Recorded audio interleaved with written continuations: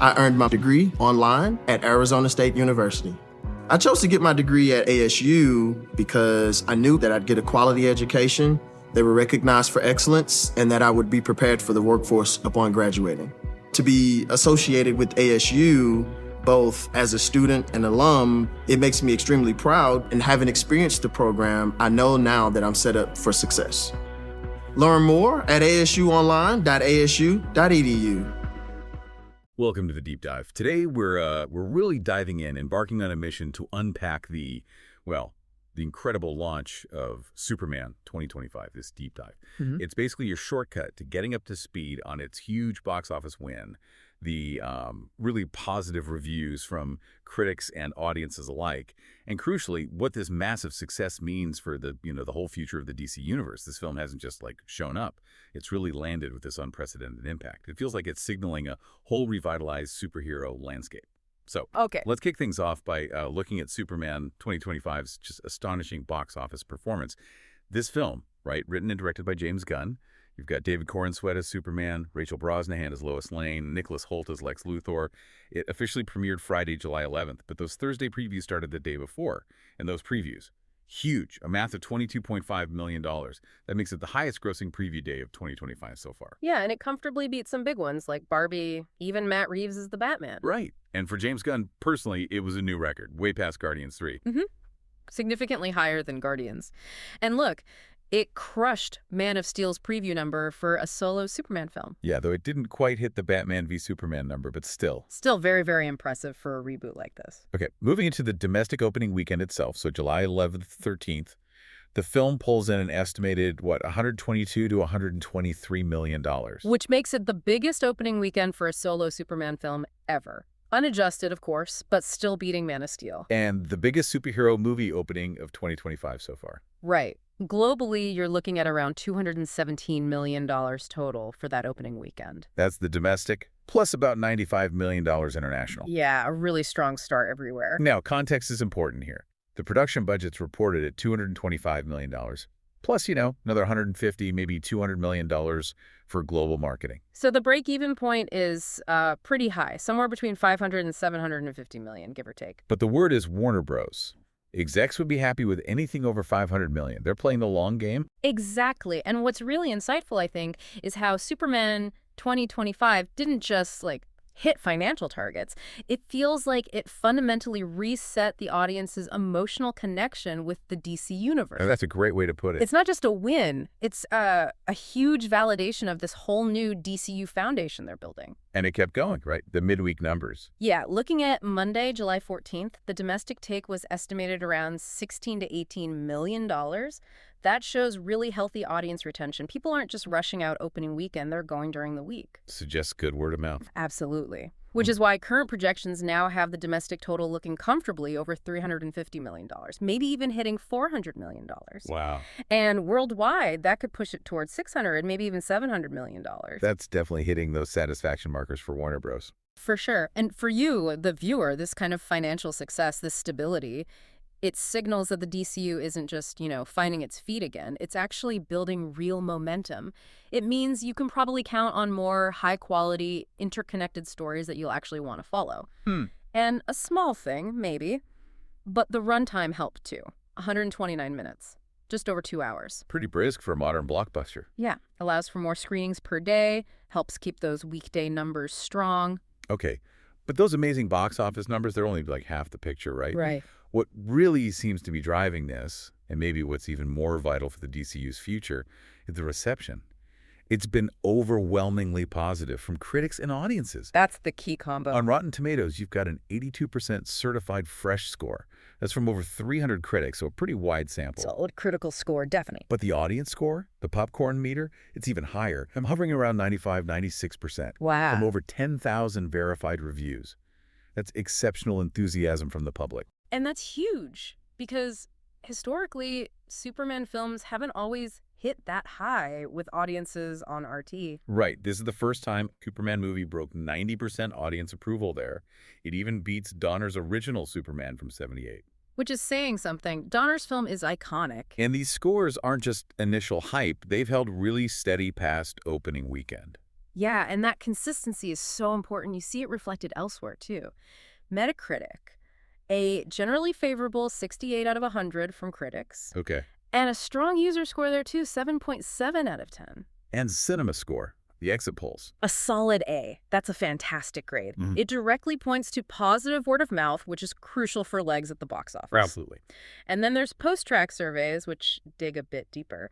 They showed an impressive 78% definite recommend from general audiences. 78% definite recommend. That's really strong. It is. And interestingly, parents gave it a perfect 5 out of 5 stars. Kids rated it 4.5 out of 5. So it's hitting across the board, families included. Big time. Strong approval across demographics. It's just clear the film really, really resonated.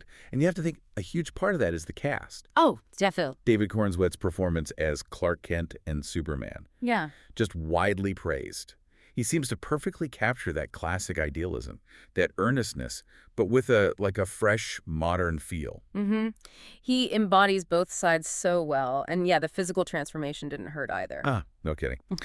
And Rachel Brosnahan as Lois Lane. People love her. Sharp, smart. And the chemistry between her and Corin Sweat's palpable, right? Totally. And because their relationship is already established in the film, you get that immediate emotional connection. No need for a slow burn origin romance. Which was a smart move. Nicholas Holt's Lex Luthor, too, getting good notices. Yeah, a different take.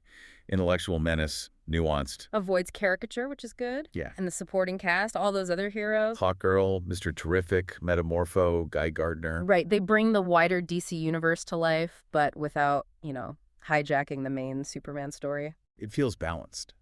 And overall, the tone, guided by Gunn's vision. Everyone seems to agree. Yeah. Hopeful, optimistic, fun. A refreshing change, wasn't it? Especially for the DC brand lately. Definitely. It really hits those core Superman values. Gunn talked about making it a story about human kindness, about hope, kindness, and truth. And it feels like that landed. That consistent acclaim from critics and audiences is just so vital for the DCU's future, especially given, the challenges they've had before. Right, like Man of Steel. Financially, it did okay. Yeah, decent numbers, but critically divisive. That shaky foundation really impacted the whole DCEU going forward. So Superman 2025 learned from that. It seems so. They clearly prioritized getting both the critics and the audience on board by going back to Superman's hopeful, optimistic core. And look, it clearly paid off. This broad appeal, the positive buzz, that's what gives a franchise real longevity. So for us, for you watching at home, It means you can probably expect a more cohesive, more satisfying viewing experience from DC now. It builds trust. You're more likely to show up for the next film, the next series, because you believe in the quality and the vision. Okay, so let's unpack that. What does this all mean for the future of the DCU? Because it feels like this film is foundational, really setting the stage for this whole ambitious new era. No question. The success here, it just unequivocally validates Gunn and Peter Safran's whole DCU Chapter 1, Gods and Monsters strategy. Sets a high bar right out of the A gate. very high bar. It proves Gunn's specific style, that mix of humor, heart, character focus, respect for the comics, can work on a massive scale. Connects with critics and the general audience. Exactly. Which is a powerful endorsement, especially after, the previous DCEU's ups and downs and the bold move to recast Superman, moving on from Henry Cavill. Yeah, that was a big gamble. Huge. And Gunn himself has said, look, success isn't just about hitting $700 million worldwide. It's about building the brand long-term, getting audiences positively engaged. Right. Which brings us to Superman 2, not officially announced beforehand. But you gotta think those discussions are happening right now very seriously. A direct sequel with Corin Sweat feels like a lock, doesn't it? Pretty much guaranteed. Gunn even hinted before release he had ideas for a follow-up. So timeline-wise, Yeah. usually 2-3 years for a sequel. That's typical. But Gunn's recent comments were interesting. He said he's working on something that's a Superman follow-up in some way, and that we'll see Superman again in less than a couple of years. Huh. So maybe not a direct Superman 2 next. Could be. Maybe his next appearance is in a team-up, a crossover event. It keeps things fresh. That is exciting. And the film itself, the ending, clearly tees up future stories for Clark, right? His whole journey balancing identities, relationship. Absolutely. The stage is set. Yeah. And this win provides huge momentum for the entire Chapter 1 slate. Like Supergirl, Woman of Tomorrow, coming in 2026. Definitely. The success of Superman has got to boost excitement for Millie Alcock as Kara Zor-El. especially with that post-credits scene you mentioned. Supergirl crashing into the Fortress of Solitude. A little worse for wear, apparently, picking up crypto. Yeah, it sets up her solo film perfectly and shows a real contrast between the cousins right away. And Peacemaker, his cameo in Superman. Brief, but telling. On a TV news broadcast mocking Superman's no-kill rule. Ha, classic Peacemaker. Right. It connects the characters, shows their different approaches, builds that continuity ahead of Peacemaker Season 2 next month on Max. And Lanterns, the Max series. Guy Gardner showing up in the movie helps that too. For sure. Nathan Fillion as Guy Gardner, part of that Justice Gang in the movie, helps establish the tone, the vibe for the Lanterns show, even if that series is supposed to be more of a gritty, Earth-based investigation. It all feels connected. Very much so. The Brave and the Bold, the Batman and Robin film with Damian Wayne that now launches into a DCU with positive buzz. Even The Authority. You see the engineer, Angela Spica, played by Maria Gabriela de Faria, in Superman. Right, she's there in the climax. Yeah, left unconscious. It neatly sets up the Authority movie, that potentially darker, more complex team. So many threads. Clayface, Swamp Thing. All those announced projects under Chapter 1, they all benefit from this wave of enthusiasm and confidence generated by Superman. It feels like genuine world building. That Justice Gang you mentioned, Mr. Terrific, Hawkgirl, Metamorpho, Green Lantern. Even if they don't call themselves the Justice League yet, it Right. lays the groundwork. It shows the potential for a bigger team down the line. It makes this universe feel populated and real from the start. Keanu Williams is even listed in the cast, playing someone at the Daily Planet, just adding to that fabric. It's a very different feeling than the start of the last go-around. Completely different. This feels planned, cohesive. For you, the viewer, it means you're not just watching isolated movies. You're getting drawn into a bigger, interconnected story that seems to actually know where it's going. It's a game changer. Okay, let's dig a bit deeper then. Let's shift and really explore how this film manages to deliver more than just, big action. Yeah. The thematic stuff, the performances, this sort of cultural comeback for Superman. Yeah, there's a lot there. We touched on the cast chemistry already, but it's worth saying again. Corin Sweat, nailing that Clark-Superman duality. That endearing awkwardness as Clark, but undeniable presence as Superman. Masterful. And Brosnahan's Lois. Mhm. So sharp, so intelligent, that chemistry just pops. And Holt's Luthor, again, avoiding the usual tropes. That cold, obsessive intellect is quite chilling. And the whole supporting cast, the metahumans, they just bring the world alive. They really do. It feels like a lived-in universe. And thematically, the film really seems to resonate. Gunn focusing on truth, justice, kindness. Those core Superman values, it feels like they landed with audiences in a big way. He's portrayed as a symbol of hope, right? Not just power. Exactly. And that feels, well, needed right now. An optimistic counterpoint in a superhero landscape that's often pretty dark or cynical. That mix Gunn does so well. Epic action, but also real heart. And that touch of humor. It creates a really balanced tone, doesn't it? Critics and audiences both seem to find it refreshing. The film explores being good in a cynical world. Superman as this immigrant embodying American ideals. Themes that strike a chord, and it even touches on how public opinion can be manipulated, how figures like Luthor can twist a hero's image. Which feels very relevant today. Definitely reflects some current anxieties. And what's fascinating is how these themes and performances connect directly to your experience as a viewer. Why is this shift in tone, this focus on hope and kindness, hitting so hard now? Yeah, why? Well, I think audiences are genuinely hungry for stories that uplift, that inspire, especially after years of maybe darker, more deconstructionist takes on heroes. It signals a potential future for superhero stories generally, maybe moving back towards embracing the core virtues that made these characters endure in the first place. So it's not just a DC thing, it's broader. Could be. And you see that commitment to the character's roots in the film itself, like bringing in Crypto, the superdog. Who's apparently pretty integral. Right. Not just a cute cameo. Adds charm, humor, grounds it in the comics. And the hypnotic glasses explanation for his identity. A clever little nod. It shows Gunn isn't afraid to embrace the comic bookness of it all, but without making it, overly campy. It celebrates the source material. Exactly. Yeah. Same with focusing on Clark at the Daily Planet, with Jimmy Olsen and Perry White.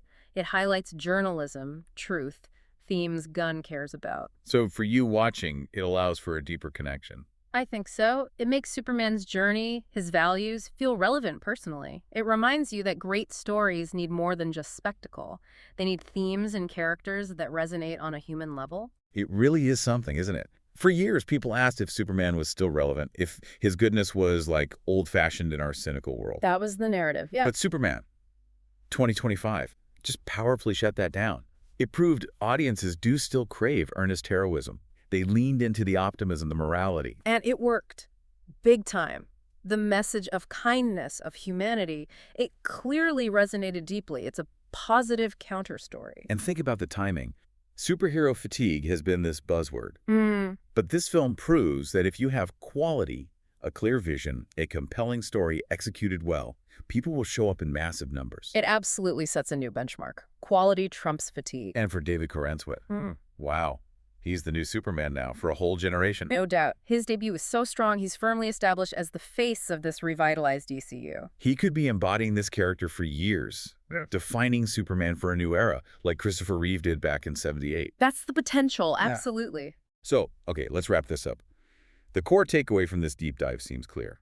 Superman 2025 didn't just, like, fly, it soared. Powerful opening, strong legs, completely validating Gunn's vision and Corenswet's portrayal. A massive success by pretty much every metric. Yeah, and this deep dive really highlights how going back to core values, having a clear, hopeful vision can totally reignite an icon. It makes you wonder, doesn't it? If Superman can remind us what it means to be truly good, what other classic heroes out there are just waiting for their own optimistic revival?